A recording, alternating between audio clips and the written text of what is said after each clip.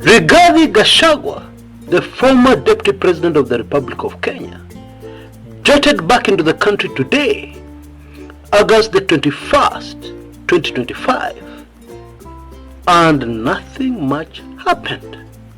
Allah, akushikwa. There were people who were so sure that was going to happen. But I believe if you've been following videos on this channel, you will not be so puzzled. And if you've taken in my latest special report, you will even understand more why nothing serious happened. But there are a few other things which happened, which have got very, very heavy, weighty political implications. We are going to examine them all very closely on this packed show. Very interesting, super exciting show I have prepared for you today. You know, in life, everything is connected. But in politics, even more so.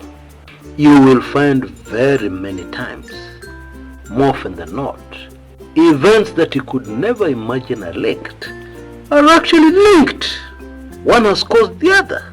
Now, earlier today, I had a discussion with a top analyst I respect very much. Yeah, he doesn't have a channel, he doesn't write, he doesn't produce his stuff. But we normally discuss. He has analyzed Kenyan politics for decades. Now, during that discussion, he dropped a bombshell. Stick around and we will discuss that. I'm sure you'll be as shocked as me. Karibu sana to my show today. Make sure you enjoy. Twende kazi.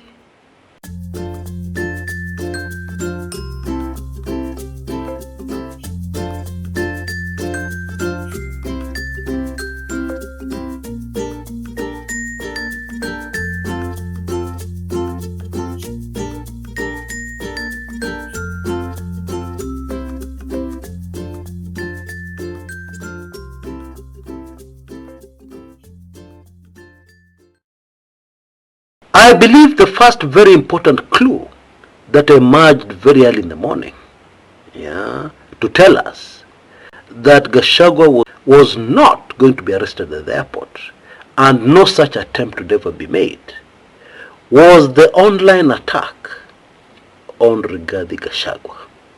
It was actually very well coordinated, so much so that a stranger to the nation of Kenya would have believed from the bottom of their hearts that this thing was actually organic.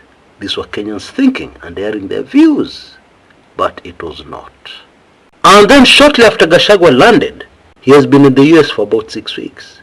Shortly after he landed, many other things happened, which told us very clearly that those who are against him, including the government, were going to use other tactics to deal with him. But guess what? Most of those tactics failed.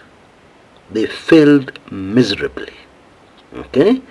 Of course, the big question remains, why did they not lay a hand on Gachagua?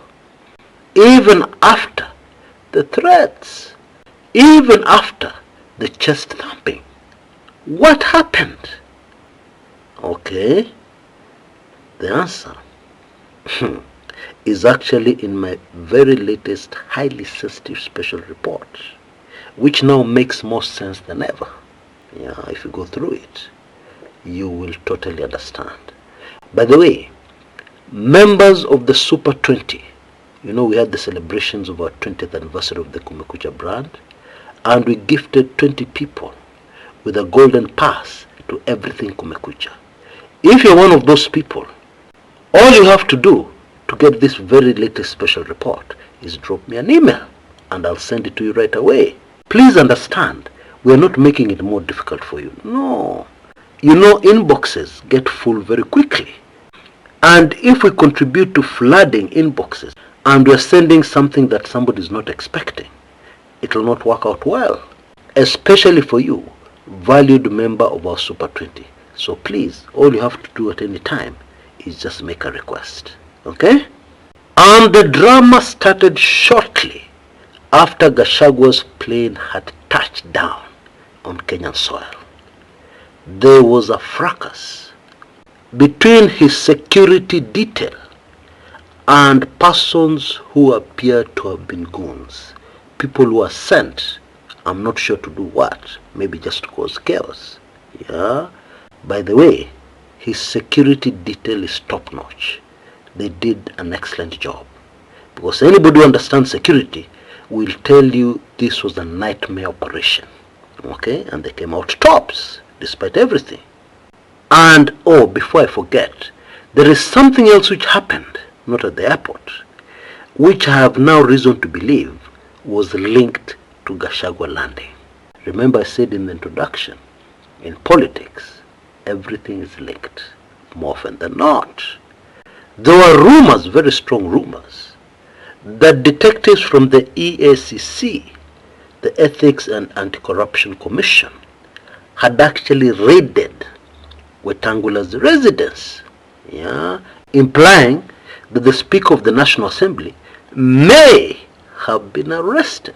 You know, that is a major thing, a Speaker being arrested. It has never happened in the history of our nation, and I don't think in the history of any of the 3 East African nations.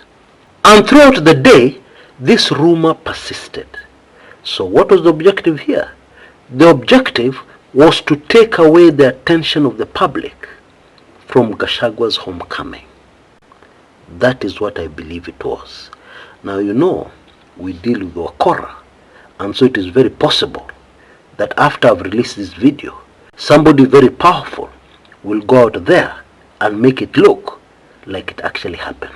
Okay, that is possible.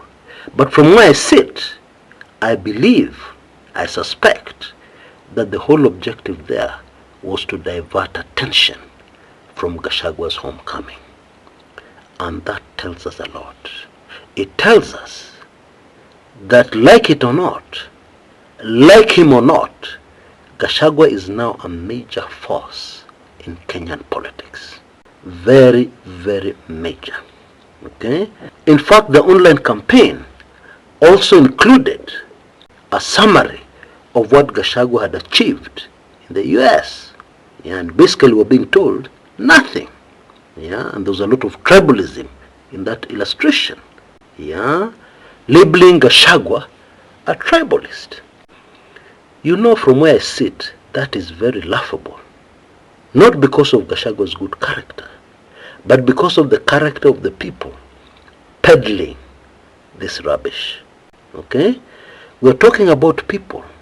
I'm talking about people who have their tribesmates as PSs in virtually every docket in the government of Kenya. Did you know that? You've forgotten. People who live in glass houses should not throw stones.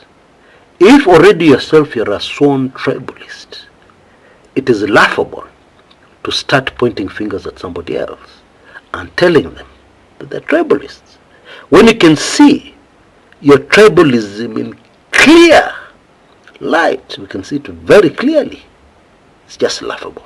Anyway, another online attack was trying to compare the crowds that used to welcome Raila Odinga back into the country with those that were there to welcome Gachagua, which doesn't make sense. Why? Because these are different times. These are different situations. These are very, very different circumstances. You see, those days when Raila was being welcomed back, there were usually election issues and election emotions involved. Either the country had just come out of an election, or the country was very close to an election. Now in Gachagua's case, there is no general election in the horizon.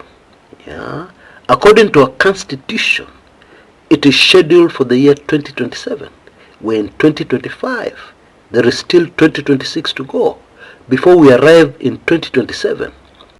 And we go through most of that year up to the 8th month is when elections are due, according to the constitution. Although admittedly, the country is in full gear general elections mood. Okay? And I believe we all know why. It is because we do not have leadership in the country. People are frustrated. There is a crisis of leadership in the country called Kenya. And that is why we are already in election fever. Okay?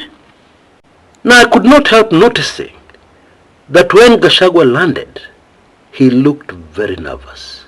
In fact, as he was being led by security detail, through the initial crowds at the JKA, he looked pretty nervous. I have no idea why, but I suspect it may have had something to do with the reports the Gachagua team had received before they landed, of what people were planning against them. However, Gachagua recovered when he saw his real supporters cheering him, and there was this reggae tune, one time, very catchy,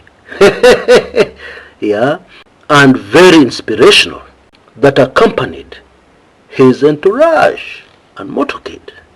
And from the airport, they joined Mombasa Road. Now, this is where, according to me, it got real.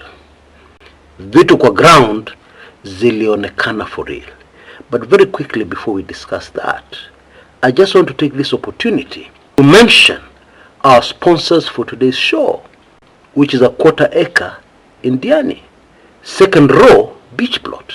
Many people don't believe that a second row beach plot many times can be more advantageous than an actual beach plot. For starters, it avoids some of the headaches somebody with a plot on the beachfront may have. And besides, many second row beach plots have the best view of the ocean. Depending on how you build and depending on whether you want to go a story or two upwards, it could have a beautiful view. Now this plot is very close to Neptune Village Beach Resort and Hotel. It's a walking distance. And that tells you this is a valuable prime property. And you will not believe the price it's going for. Only 5 million. You can see contact details on your screens right now.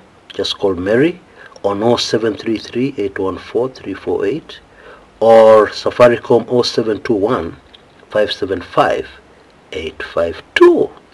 In case you're interested, please rush and go for it. Right! It became very clear that there was a trap waiting for Rigathi Gachagua at the Imara Daima stage along Mombasa Road, because that is where it started raining stones, which were coming from about 100 youths who had been there waiting all along. And of course it goes without saying, they must have been hired to do this. Now, why is it so important to disrupt Gachagua? Why does it seem to be so important to take the wind away from his sails, to slow him down? Why? If he's not a threat, if he's not a major political force, why go into all that trouble and all that expense? Today I was reminded of the day Kenneth Matiba came back into the country. He had been taken to London for treatment. The day he arrived back in Kenya, that was quite a day. There was a very large crowd at the airport to meet him.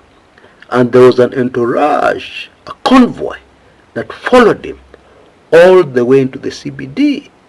But take very important note of this. Moi did not disrupt it. I believe Moi had a different way of doing things, a different way of handling these things.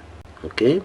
Because the current crop of leaders and the people who are making decisions on behalf of the government, in my opinion, do not know what they are doing. Because some of these actions only make Rigathi Gachagua more noticeable. They make him more popular. They make people start paying attention to him, even people who would have ignored him in other circumstances. In fact, a lot of the crowd on Mombasa Road that lined up to see Rigathi Gachagua, in my opinion, a lot of those Kenyans left what they were doing out of curiosity. They wanted to see this Gachagua. They wanted to get a glimpse of the man whom there is so much fuss over. And maybe some of them hoped, just by seeing him, they would be able to figure out what all the fuss is about. And that's exactly my point. When you leave somebody alone, when you don't interrupt, actually you take away from his sails more wind than when you pull the kind of stance we saw today, hiring youths to throw stones. What is that? Huh? What's that? Hey, somebody please educate me. What would somebody achieve from that? Just explain to me so that I understand. Because I have no clue. I don't know. I'm blank. Why would somebody want to do that? That is in fact helping Gachagua, in my opinion. Anyway, all this brings us to the question of the day. Who is the real kingpin of Murema? Who is the real kingpin of the Mount Kenya region? Is it the new kid on the block, Rigathi Gachagua? Or is it still retired President Uhuru Kenyatta? That is the question. In my opinion, times have changed. And I believe the way times have changed should be very instructive, especially for those of us who like to take a deeper and closer look at politics. Have you noticed how in recent times the Kenyatta family and former President Uhuru have been dragged into discussions about corruption and what happened between the year 2013 and the year 2022?